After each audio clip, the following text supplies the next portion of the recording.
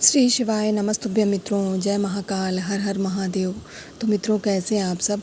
आशा करते हैं आप सब लोग बहुत अच्छे होंगे। मित्रों, हम सबको पता है कि 28 अगस्त को ऋषि पंचमी का बहुत ही प्यारा सा दिन है।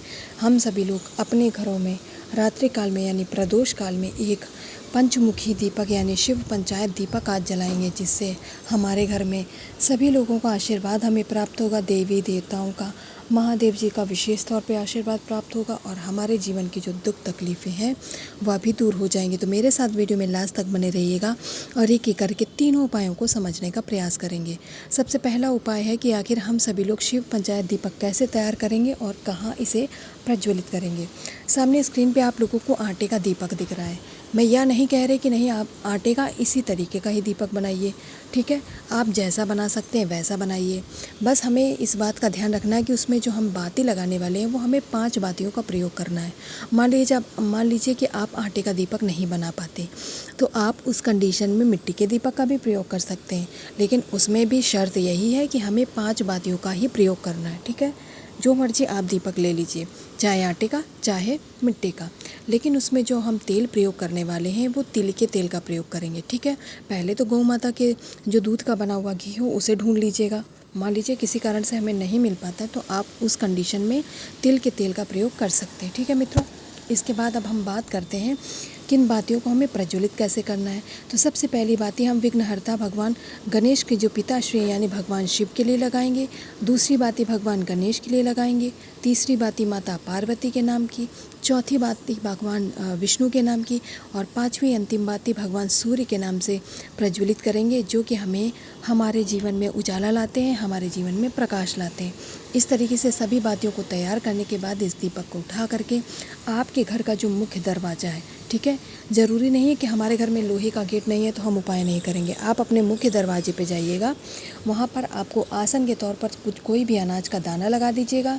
इसके बाद इसी आसन के ऊपर इस 5 मुखी दीपक को स्थापित करके जैसे जैसे जिस बाती में मैंने जिस देवता का नाम बताया, आप उसी से यानी शिव पंचायत का स्मरण करके इस दीपक को जला दीजिएगा। मित्रों, इस दीपक को जलाने मात्र से आपके घर की जो परेशानियाँ हैं, दुख हैं, सभी दूर हो जाएंगे और आप सभी लोग सुखपूर्वक अपने घरों में निवास करेंगे। तो शिव दीपक कैसे जलाएंगे आप सभी लोग जब समझ गए हैं, चलिए अब दूसरे उपाय की हम लोग यहाँ पर बात कर लेते हैं। मित्रों, जो आज हम सभी लोग दूसरा उपाय करेंगे उसके भी बहुत सारे फ़ायदे हैं। मान लीजिए हमारे जीवन में परेशानियाँ बहुत हो जाती हैं, परेशानियाँ दूर होने का नाम ही नहीं लेते, उन परेशानियों की वजह से जीवन में कष्ट बना ही रहता है। तो आज के दिन आप सभी लोगों को लेना है महादेव जी की सबसे प्रिय वस्तु यानी कि एक बेलपत्र। बेलपत्र कहीं से कटी फकी खंडित नहीं होनी चाहिए, इस बात का आप लोग विशेष तौर पर ध्यान रखेंगे। हम अपने जीवन से परेशानियों को दूर करना चाहते हैं और आज दिन है गुरुवार का यानी भगवान हरि का, भगवान नारायण का। तो हम सभी लोग लेंगे चने की दाल। और चने की दाल कितनी लेंगे तो यहाँ पर गिन करके आप लोगों को चने की दाल के 31 दाने ले लेने हैं, ठीक है मित्रों। 31 दाने चने की दाल के, और क्या लिया, एक बेलपत्र। साथ ही में गंगा जल ज़रूर लीजिएगा मित्रों, क्योंकि ऋषि पंचमी का दिन है, थोड़ा सा गंगा जल ले लेंगे। सभी चीज़ों को लेने के बाद में मित्रों आप सभी लोग तांबे का एक कलश तैयार करेंगे सबसे लास्ट में, ठीक है। उसमें लेंगे हम अपने घर का शुद्ध जल, और जो आपने थोड़ा सा गंगा जल लिया है उसे भी इसी कलश के अंदर क्या करेंगे, डाल लेंगे। हमारा कलश तैयार हो गया, ठीक है। पूजन के लिए आपका कलश तैयार हो गया। इस कलश को आप सभी लोग उठाइएगा, जैसा जैसा जो सामग्री जितनी मात्रा में बताएगी उतनी सामग्री लेकर के और पहुंच जाइएगा अपने इष्ट, अपने आराध्य भगवान शंकर की शिवलिंग के पास, ठीक है मित्रों। यहाँ पहुंच करके हमें क्या करना है, सबसे पहले तो आप लोगों को अपना मुख उत्तर दिशा में करके खड़े हो जाना है। हमने ली है एक बेलपत्र और हम दूर करना चाहते हैं अपने जीवन की परेशानियों को, जो कि एक के बाद एक आती ही रहती हैं, ठीक है। तो आप इस बेलपत्र को अपने जीवन की परेशानियों को दूर करने का निवेदन करते हुए माता अशोक सुंदरी के स्थान पर समर्पित कर दीजिएगा। इसके बाद में जो आपने 41 चने की दाल ली है उसे आप सभी लोग समर्पित करेंगे महादेव जी की शिवलिंग के ऊपर। और आप सभी लोग नाम क्या लेंगे, वही मंत्र बोलना है जो भगवान हरि को प्रसन्न करने का है, यानी ओम नमो भगवते वासुदेवाय मंत्र का स्मरण करते हुए चने की दाल को महादेव जी की शिवलिंग पे समर्पित कर दीजिएगा, ठीक है मित्रों। जब चने की दाल रखेंगे तो आप लोग ओम नमो भगवते वासुदेवाय मंत्र का स्मरण करेंगे। इसके बाद अपनी जो जीवन की परेशानी है, जिससे आप बहुत परेशान हैं, उसका स्मरण करके दूर करने का निवेदन करके इसके बाद में जब आप उस कलश पर जल चढ़ाएंगे, जल और गंगा जल वाला, तब आप लोगों को आप लोगों को मित्रों कुंदकेश्वर महादेव जी का ध्यान करके उस जल को चढ़ाइएगा मित्रों। यकीन मानिए आपके इस उपाय को करने से आपके जीवन की जो परेशानियाँ एक के बाद एक आती ही रहती हैं, रुकने का नाम नहीं लेती, उन पे ब्रेक लग जाएगा, यानी वो अब आपके जीवन में इतनी ज़्यादा नहीं आएंगी और एक दिन धीरे धीरे करके समाप्त हो जाएंगी। तो 2 उपायों की बात कर ली है। अब हम इस ऋषि पंचमी के दिन करने वाले तीसरे और अंतिम उपाय की बात करेंगे। क्या फ़ायदे हैं, क्या करेंगे, क्या सामग्री लेंगे, उसे जानने से पहले आप सभी लोग जो चैनल पर पहली बार आए हैं, मेरी आवाज़ पहली बार सुन रहे हैं, वो मेरे चैनल को सब्सक्राइब और वीडियो को लाइक करना नहीं भूलिएगा मित्रों।